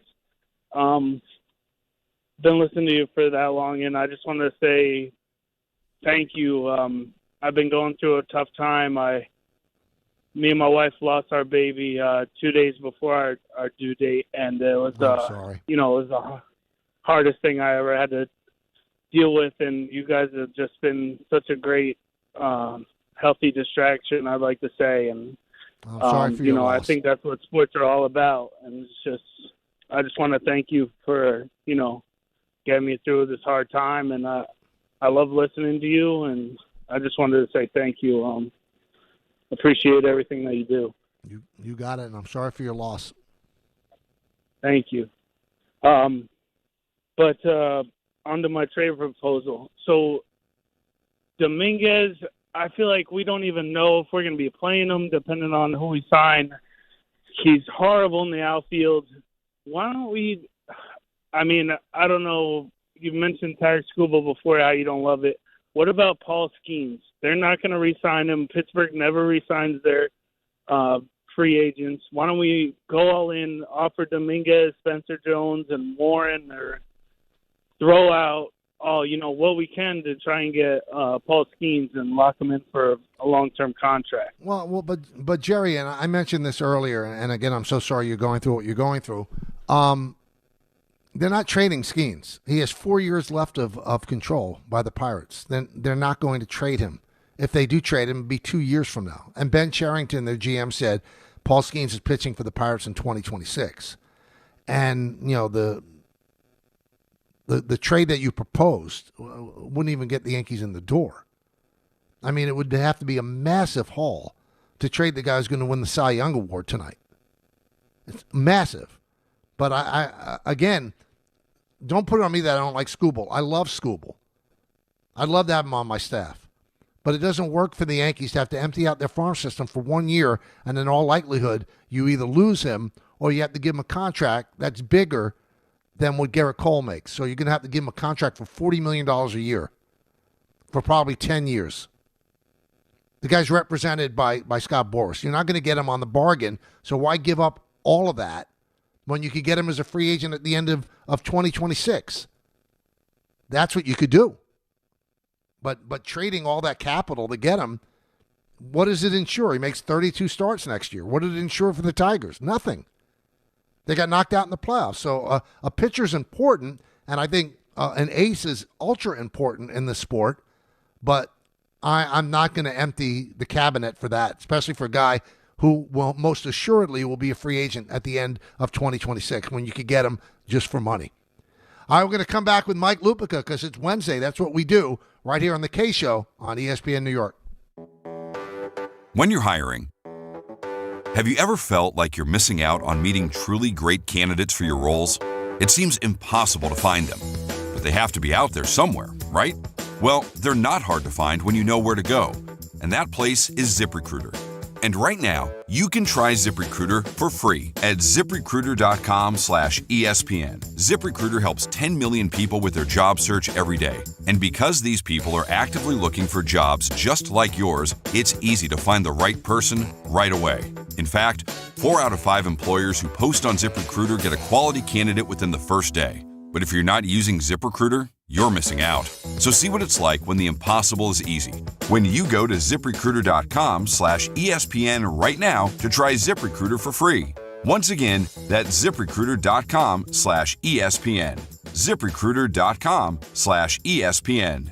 Never miss out on great candidates with ZipRecruiter. At Jake's 58 Casino Hotel this November, it's your chance to gobble up the green and feast on your share of $55,000 cash. Earn entries all month long and join us on Friday, November 28th from 4 to 6 p.m. 2 winners will be drawn every hour to win up to $10,000 cash. Then at 7 p.m., 1 lucky winner will take home a grand prize of $20,000 cash at Jake's 58 Casino Hotel. If gambling is a problem for you or someone you care about, please call the 24-hour toll-free helpline at 1-877-8-HOPE-NY or text HOPE-NY. New York Lottery's holiday scratch-off games are the perfect gift for everyone on your list. Like me, your Aunt Jules. I told you I didn't need a gift this year, but I secretly really want one. Or me, your neighbor Frank. I hope you didn't forget I'm coming to your holiday party tonight. Or me. Why does no one ever think of the voiceover guy? Anyway, New York Lottery's holiday scratch-off games have more winners and top prizes up to $5,000. Please play responsibly. Must be 18 plus. Gambling problem? Call 1-877-HOPE-NY or text HOPE-NY. Whether you're shopping, gaming, or streaming this Black Friday season, don't take slow for an answer. Get Optimum Fiber for the fastest, most reliable, and most consistent internet speeds. Starting at $25 a month. Call 888-4OPTIMUM or visit Optimum.com to switch. Act now and get a full year of Netflix, an unlimited mobile line, a $400 prepaid card, and more, all on us. Call 888-4OPTIMUM or visit Optimum.com today. Optimum, don't take slow for an answer. Terms apply. See Optimum.com for details. Friends, it's football season, the best time of the year. You should be out there tailgating, cheering on your team, and enjoying every Sunday. But if you're dealing with neck pain, back pain, sciatica, or nerve pain, even getting off the couch can feel like a challenge. You don't have to live like that. There's help. Dr. Jay Shaw at Sandwell Pain is New Jersey's top pain specialist. He's Ivy League trained, double board certified, and is dedicated to helping you get back in the game. Here's what makes the difference. No surgery, no scars, no long recovery, no pain medication. Just precise, non-surgical image-guided procedures that deliver real results. Dr. Shaw treats neck pain, back pain, joint pain, migraines, nerve pain, and sciatica with a plan that's customized for you. Same-day and next-day appointments are available, and with offices in Woodbridge, Livingston, and Inglewood, relief is always close. So don't let pain keep you on the sidelines this season. Visit SandwellPain.com to call, text, or book online. Most major insurances are accepted. That's SandwellPain.com. Relief is closer than you think, and it starts today. Serving contractors, builders, and homeowners in the tri-state area since 1987, Brooklyn Window and Door is New York City's largest stocking dealer of quality Andersen window and doors. The professionals at Brooklyn Window and Door will help solve any of your window replacement needs or applications. Visit Brooklyn Window and Door's award-winning showroom to see the complete Andersen product line, including the 400, 100, A&E series. Andersen, built, backed, and serviced like no other window. Visit Brooklyn Window and Door at 185 30th Street in Brooklyn or call 718-WINDOWS. Harry Douglas here. Fellas, it's time to step up your grooming game. Manscaped just leveled up with the Lawnmower 5 and the Chairman Plus, 2 powerhouses built for unmatched precision, comfort, and control. Whether you're cleaning up before a night out, preparing for a big meeting, or getting ready for a game day, Manscaped has the tools to help you look and feel your absolute best. These aren't just old school clippers. They're engineered for modern men who take pride in their daily routine. So upgrade your grooming gear and experience the difference. And now you can find Manscaped products at your local Walmart. Rich Eisen here for Sonos, the speakers that bring every game to life in my own house. With studio quality sound, Sonos makes you feel like you're right there in the stadium. Whether you're cheering on your team, binging your favorite show, or listening to the hottest songs, Sonos fills every room with incredible sound. Setup is easy. Just plug in, open the Sonos app, and you're ready to go. Want stadium quality sound at home just like me? Because I love Sonos. You will too. Explore soundbars, speakers, and more at Sonos.com. Sonos. They look as good as they sound. Welcome back to the show. Every Wednesday at this time, we talk to the legendary Mike Lupica, New York Daily News, MLB.com, constantly best-selling author, and he joins us now on the show. Hello, Mike. Every Wednesday at what time?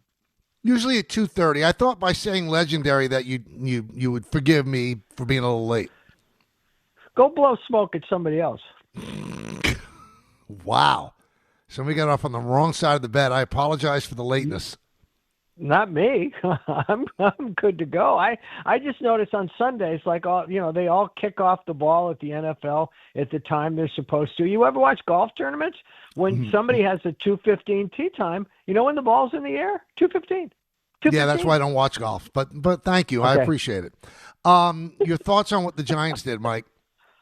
Oh, Michael, they had to do it. I like Daboll. I do. He's a good guy, and he showed such early speed. I mean, his rookie year, the Giants thought they had a guy doing what Mike Vrabel's doing for the Patriots right now. But you can't blow all those games and continue to keep your job. You can't start off 2-8 again, and so it was inevitable. Everything we've read and everything we know, it sounds like John Mara had to be talked out of it after the Denver game, and he just got a 2-week stay of execution. But anybody watching that game on Sunday against the Bears, Michael, they knew they were going to lose. I joked on Twitter later that I should have known that the Bears had the Giants right where they wanted them when they were losing 20-10. And it happened again, and the defense fell apart again. I don't know why they still have the same defensive coordinator. I frankly don't know why they have the same general manager because and here's what's going to happen, Mike. Because Joe Schoen is moving up on next year, the last year of his contract, you know what's going to happen? They're going to extend him. You wait and see. They're going to extend him because they don't want a, quote, lame duck general manager who has to hire the next coach. And so it just goes on and on. They've done this before. Keep the general manager, fire the coach. The general manager is usually gone within 2 years. They did it a second time. The general manager was gone within 2 years. And I'm sorry, they act now, the defenders of Schoen, all the arms of the public relations department act like he's some sort of amazing talent scout. Well, you know what? If you look at some of the players that Gettleman drafted, he did just as well. And Malik Neighbors, Mike, you and I could have picked him. Yep. Did he do a great job with the quarterback? It looks like he has. It definitely looks like he has. But there are no sure things. I mean, I wrote about this the other day, Michael. I went back and picked 4 games that Daniel Jones played when he was a rookie for the Celtics. And in those 4 games, his 4 best games as a rookie, he had 15 touchdown passes, no interceptions, and 1,300 passing yards. And he ran the ball. So, is there any guarantee that they're not going to screw this kid up the way Jones got screwed up? No, there's not. And then also, you fire Daboll, which, as you said, 3 straight years of 2-8. It's certainly a resume to get fired. Yeah, but yeah. For everything that we know, Mike, including the hard knocks, it was Daboll who pushed Schoen to make that pick and trade back into the first round. So, and another thing I noticed, because having been in the business, you don't get access in the NFL to the front office. And all of a sudden in the New York Post, Paul Schwartz, about 3 weeks ago, had inside access to, to show the behind the scenes of the GM and how they work. So Schoen was already protecting his flank. He was preparing for it. And when you're the GM, Mike, you are sitting at the elbow of the owner, so you could give your state of the team and probably trash the coach. I think it's a bad look that you keep Schoen. I really do. Yeah, I mean, we keep reading and hearing that he wasn't doing that. But, Michael, I thought the exact same thing when I saw that story. I called a friend of mine who's a Giants fan, and I said, Schoen thinks he's in trouble. Right. Because you don't let anybody into the scouting room. And you know what? You know where he's at his best? In the scouting room. But because you're a good scout doesn't mean that you are good at constructing a roster. And he's not. And I'm sorry. I just think this sends them further down the rabbit hole. And I'm sorry, Michael, after what we've seen since the last Super Bowl over the Patriots, the idea that this is still a great job and that you're working for really smart people. Well, listen, they are smart people, but these are the smart people who hired Pat Shurmur as the coach, who hired Joe Judge as the coach, who hired Ben McAdoo as the coach, and are now firing a coach, Daboll, in season for the second time in 4 years that they've done this. And Mike, I wrote this the other day, and I believe it. And you know me, I grew up a Giants fan. I went to college with John Mara. I loved his father. I loved his mother even more, okay? Nobody likes seeing this.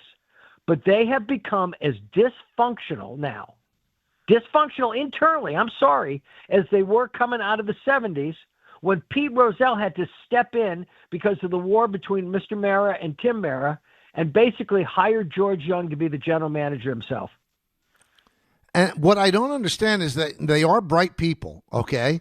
And you just said, the overlap and when you stagger the GM and the coach. How is that not known throughout the NFL? Look at what happened with Idzik on the Jets side. Why do they continue to make the same mistake over and over and over again? And there was a story yesterday in The Athletic that there's a chance that Joe Schoen might not be the GM after January. Then why is he running point on picking the head coach, Mike? None of it makes sense. No, Mike, and again, nobody wants this for John Mayer's a good man, and he's going through a cancer diagnosis right now, and I hope he's getting better. So this is all happening to him at a very bad time in his personal life, but professionally, they have lost their way. Now, maybe it's a coach's league, Michael, and maybe this time around they will get it right. Maybe they'll get their Vrabel or Kyle Shanahan or McVay or, go down the list of the guys who are killing it right now in the National Football League. But, oh, my God, I mean, think about it again, Mike. I'll go through the litany again of all the guys who have coached this team since they shoved Tom Coughlin towards the door. By the way, sooner than he wanted it to, and even when it was really bad under Coughlin, it never was this bad. Right. Joe Judge, Ben McAdoo, Pat Shurmur, who, by the way, just got demoted as the offensive coordinator on a terrible University of Colorado team by Deion Sanders. And this has been a slow-moving train wreck with Brian Daboll, and who knows, maybe the season would have looked differently if they didn't blow the game against the Broncos. Maybe if they didn't blow the game against the Broncos, then they don't blow the game against the Bears. But Mike, right. I keep saying this to people who say, "Well, God, how can you hate these players? They look great for 3 periods." It's not the National Hockey League, Michael. You don't get to go home after the 3rd period. That's a great point. Now, I want to get your take on Aaron Glenn. And perhaps I'm much too sensitive. I'm always going to be a newspaper guy. And it just bothers me how rudely he treats the media, where he feels like he's Bill Parcells, who has 2 Super Bowl trophies, and he acts like Bill Belichick, who has 6. What do you think his end game in acting like a petulant jerk day after day? What is his end game? I don't know, Michael. I think he's doing a bad Parcells imitation, because anybody who reads my column, who's ever followed me on television or the radio or anywhere, knows that I probably quote Bill Parcells more than anybody that I've ever met in sports. Mm-hmm. And even Parcells, when he was being gruff, okay, would also do it with a wink and a nod.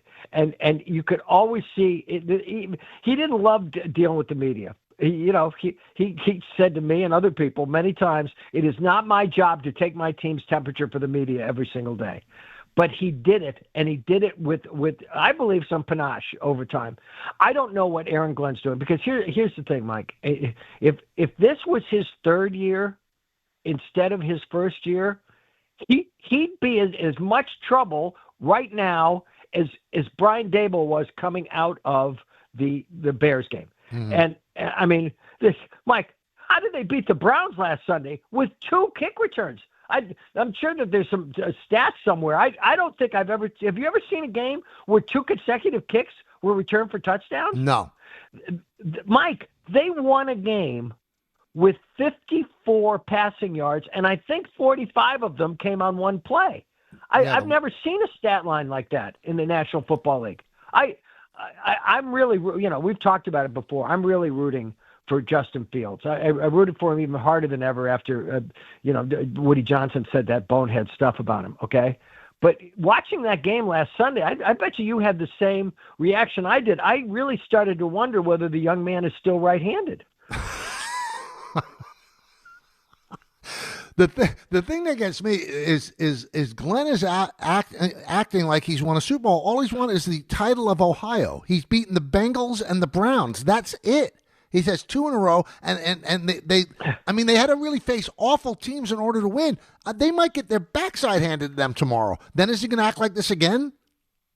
Mike, and with all due respect to even though nothing good ever comes after, with all due respect, nothing. With all due respect to the job he did with the Lions, it's not exactly like their defense has fallen apart without him this year. I don't get it. I don't get how somebody from the Jets doesn't step in and go, just ease up. And why doesn't Parcells do it? I mean, he's supposedly in contact with him all the time. Because I think you said it best. He's doing a really weak imitation of Bill Parcells, and Bill Parcells is a legend. This guy's not a legend. Don't get it. It's like in the old days when actors would do bad impressions of Cary Grant. Judy. It's like that. Okay. All right. Let me ask you a baseball question before we finish our time this week. Where do you weigh in on the Mets and Pete Alonso? I don't think they should sign him if he wants a 7-year deal. I think if they could get him for a 3 or 4 year deal, maybe. But otherwise, if he's insisting on 6 or 7, I'd say thank you for your service. How about you? I hope he's not looking for 7. That even with Scott Boras as your agent, I will hate to see him walk out the door. But more and more, you get the sense that it's not even about money. I don't think David Stearns wants him, Mike.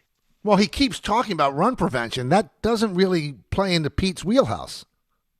Well, I mean, the guy knocked in more runs than everybody except one guy in baseball. So even if you bring in Keith Hernandez, how are you going to balance that off on the ledger sheet?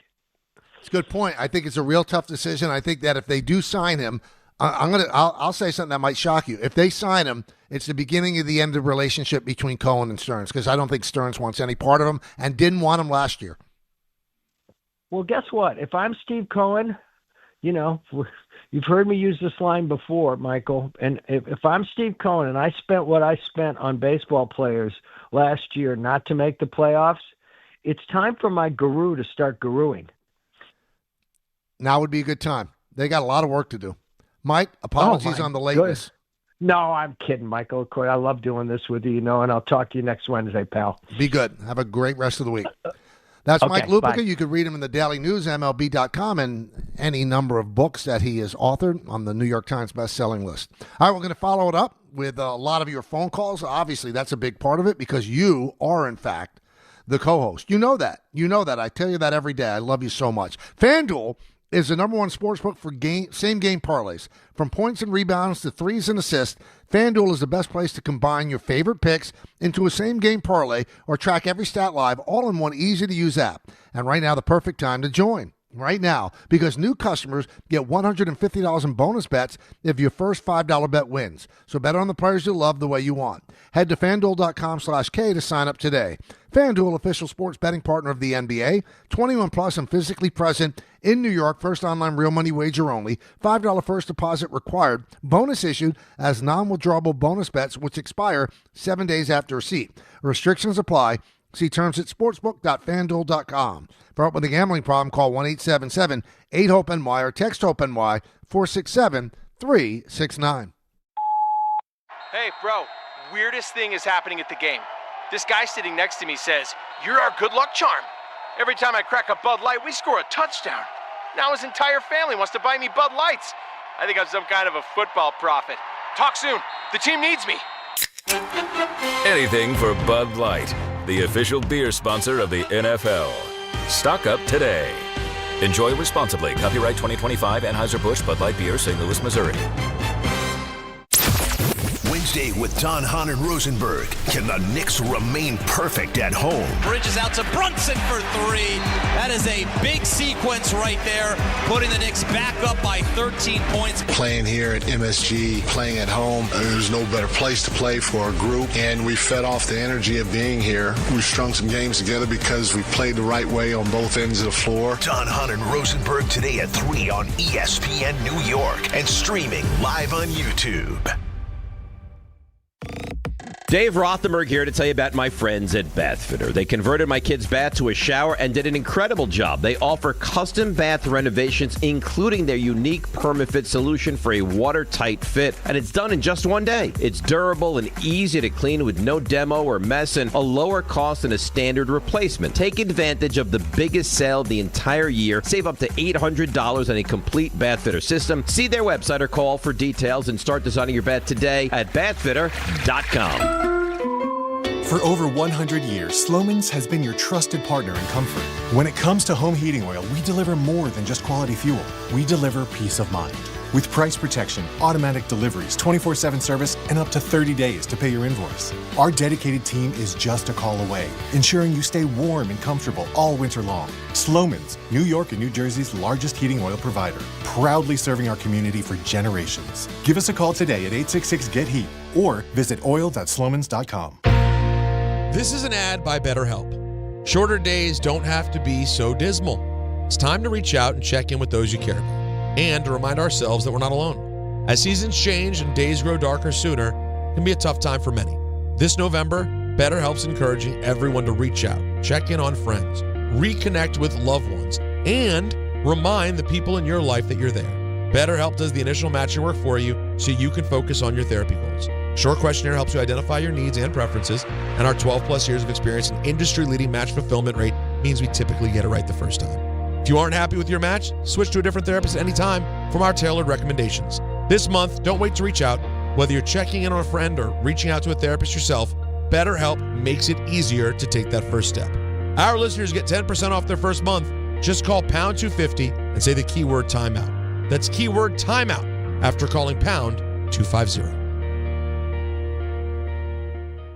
A SoFi personal loan is here to help you achieve something once thought impossible.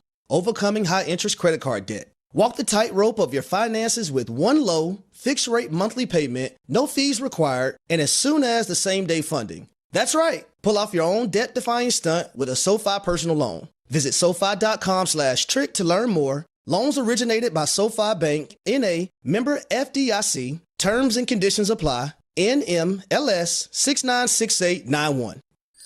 This holiday season, Target has your back with irresistibly cool gifts for everyone on your list. For the trendsetter, start with affordable beauty kits and gift sets. Need something the whole fam will love? Grab snuggly matching fits in every size and style. And for the thrill seekers, don't forget the hottest toys and tech of the season. Target's got you covered with the best deals for endless fun. Shop in store or online. And step into the holidays with Target. Restrictions apply. You live for this. The wins, the losses, the slam dunks, and the buzzer beaters. The dream that this is your team's year. Hope, it's what keeps you coming back. So you represent with anticipation and with pride. Because when everything's on the line, your support means everything. That's why the NBA Store is here to support you. Check out the largest selection of official NBA gear at NBAstore.com. A Fanatics experience. Welcome back to the show. So we mentioned this yesterday. Nico Harrison fired as a GM of the Mavericks, and obviously a lot of it is trading Luka. That's where it all started. But the interesting thing is that there's stories that have come out that Jason Kidd, the coach of the Mavericks, was all in on trading Luka, all in. So how does Harrison take the fall and not Kidd? Kind of weird, right? Kind of strange. And a lot of this started that there was a kid, like a 15-year-old kid, who gave the finger to the owner of the Mavericks. They have season tickets, the kid and the dad. And then the dad made the kid go and apologize to the owner. And then he sat with the owner wearing a Lakers Luka jersey. And then, like a day after that, Nico Harrison was fired. So what a mess. What a mess in Dallas. Let's go to the phones. Let's go to Donnie in Staten Island. Donnie. Michael, good afternoon. What's going on, Don? Just working remote from home. Always need to tune into the K-Stir, as I always do. I just have to touch on quick 2 points, and I know time is limited, but I heard you on a caller about Paul Skenes, Scott Boras, and what got me, honestly, is I don't know this. I'm not in that realm of the business, but what makes Scott Boras so special? He deals with the best athletes in the industry that make them his agent. Mm-hmm. Maybe I'm ignorant in the field, but I just feel like you're not doing anything special with superstars to get them paid. So well, that's just it's certainly a good point, but I'll try to explain it. He happens to be brilliant. He also did play the game at a minor league level, and he knows how to work the market. He knows how to work one team against the other. He's just great at it. And although Juan Soto is a stupendous talent, I'm not sure that another agent would have gotten the deal that Scott Boras did. Scott Boras just, even with the best players, Donnie, gets the biggest contracts. He just does. And when others with similar players don't get the same deal. He is relentless in his negotiating. He does not give an inch. He's not trying to save baseball. He's just doing work for his client. I think other agents look at the impact that it could have on the game as a whole. That's not Scott Boras' thing. Scott Boras' thing, I'm going to get the last dime for my guy. That's it. So whether he's special or not, and you're right, I think part of his allure is that he does represent the best athletes and promises them great things. Now, he's screwed up on some. If you want to do a history lesson, check out Spike Owen. There are some players that didn't score when he promised them that he would score. But for the most part, I'd say he's got a success rate that is better than any other agent. Now, does that make him special? He starts scouting players when they're in high school. So he knows when players are going to be great. He signed Alex Rodriguez when he was at Westminster Christian in Miami. So he saw something there and really started scouting him when he was 13, 14 years old. The guy's a genius. He really is. Now, that's a big word to throw around, but I think also what makes him special is he gets the allegiance of his clients. He gets them to trust him to the nth degree. When he tells them to walk, they walk. When he tells them to take, they take. You think Alex wanted to play with Texas? No. But that's where Boras got the biggest deal, doubled the deal of Kevin Garnett, and that's where Alex went. He gets the allegiance of his clients. Now, his clients sometimes leave him. Alex left him. Mark Teixeira ended up leaving him. But it seems like most of them are very, very happy with him. And I didn't say that Boras represents Skenes. He represents Skubal. So when you trade for Skubal, you have to know you're getting 1 year. Then he's going to go to the free agent market and take the highest bid. There's no allegiance. None. Zero. Because that's the way he operates. Now, whether or not you say that, well, does that make him great? Well, if you have an agent, you want your agent to get your top dollar. That does make him great in that realm. All right, we'll be back again tomorrow at 1. Thursday's big football day. We talked to Dan Orlovsky and Chris Sims, so we love doing that. Any of the breaking stories, we'll look at the Knicks in Orlando tonight as well. A lot of stuff to do, and Don, Hahn, and Rosenberg will do more of it in just a moment. In the words of Billy Joel, life is a series of hellos and goodbyes. I'm afraid it's time for goodbye again. See everybody, have a wonderful day, and we'll talk to you again tomorrow at 1. Wednesday with Don, Hahn, and Rosenberg. Can the Knicks remain perfect at home? Bridges out to Brunson for three. That is a big sequence.